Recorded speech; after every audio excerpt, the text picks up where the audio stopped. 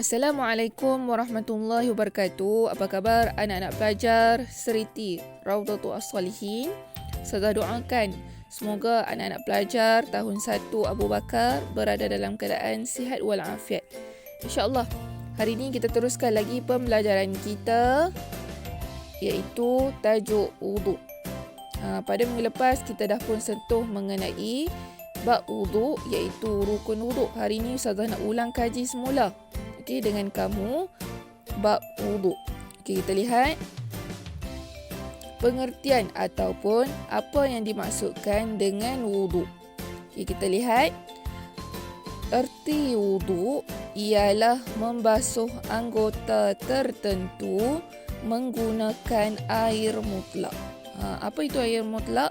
Air mutlak ialah air yang suci lagi menyucikan, air yang boleh kita untuk mengambil wuduk berserta dengan niat untuk mengangkat hadas kecil. Kemudian kita lihat apa hukum wuduk. Hukum wuduk ialah wajib. Wajib kepada siapa?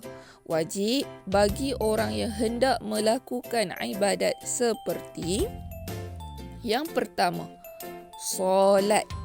Dan yang kedua ialah tawaf. Yang ketiga ialah wajib kepada orang yang hendak menyentuh dan membawa Al-Quran. Kemudian kita lihat rukun wuduk. Masihkah kamu ingat rukun wuduk? Pada minggu lepas kita dah belajar, Ustazah dah bagi lagu rukun wuduk. Hari ini kita baca rukun wudu. Ingat lagi tak? Rukun wudu ada 6 perkara. Yang pertama ialah niat. Yang kedua ialah membasuh muka. Yang ketiga ialah membasuh kedua-dua belah tangan. Yang keempat, menyapu sebahagian kepala. Dan yang kelima, membasuh kedua-dua belah kaki. Dan yang terakhir ialah tertib. Mari kita lihat penerangan satu persatu mengenai rukun wudu. Yang pertama ialah niat. Niat. Macam mana kita nak niat? Berbunyi dia macam ni. Kamu boleh ikut Ustazah. Nawaitu raf'al hadasil asghari lillahi ta'ala. Lagi sekali. Nawaitu raf'al hadasil asghari lillahi ta'ala. Sahaja aku mengangkat hadas kecil kerana Allah Ta'ala. Kemudian kita lihat rukun yang kedua ialah membasuh muka. Kita lihat gambar rajah ni, dia sedang membasuh muka. Nak basuh muka. Macam mana kita nak basuh muka? Kawasan muka kita ialah dari tempat tumbuhnya anak rambut. Daripada atas ubun ni, anak-anak rambut kita sehingga bawah dagu. Sehingga kita jumpa mana dagu kita. Ini dagu kita. Dan dari anak telinga kanan hingga ke anak telinga kiri. Ni semua ni yang saya bulatkan ni. Ini ialah permukaan yang mesti kita basuh. Kemudian yang ketiga ialah apa? Cuba tengok gambar ni. Dia tengah buat apa? Dia tengah membasuh kedua-dua belah tangan. Kawasan mana kita nak basuh tangan kita? Iaitu daripada hujung jari hingga hujung jari. Kemudian tangan hingga siku. Daripada hujung jari hingga ke siku kita. Kedua-dua belah tangan. Seterusnya yang keempat ialah menyapu sebahagian kepala. Kawasan mana kita nak basuh rambut kita tu? Bagaimana kita nak basuh kepala kita tu? Ialah kita hanya sapu sedikit sahaja kepala kita dengan air sebagai syarat. Kemudian yang kelima, membasuh kedua belah kaki kita. Kita basuh kaki kita. Bukan basuh satu kaki je, basuh kedua-dua kaki. Kawasan mana? Daripada hujung jari kaki kita sehingga ke buku lali. Kemudian yang terakhir ialah tertib. Apa itu masuk tertib? Tertib ialah mengikut susunan setiap rukun. Daripada yang pertama tadi apa? Niat. Lepas niat kita buat apa? Basuh muka. Lepas basuh muka kita buat apa? Kita basuh kedua-dua tangan hingga ke siku. Kemudian kita buat apa lagi? Yang keempat, kita buat menyapu sedikit kepala dengan air. Kemudian yang kelima, membasuh kaki hingga ke buku lali. Dan yang terakhir ialah tertib. Okey, kemudian kakak nak kamu buka buku fiqh taharah. Okey, bagi yang ada, bagi yang tak ada, ada dekat ustazah.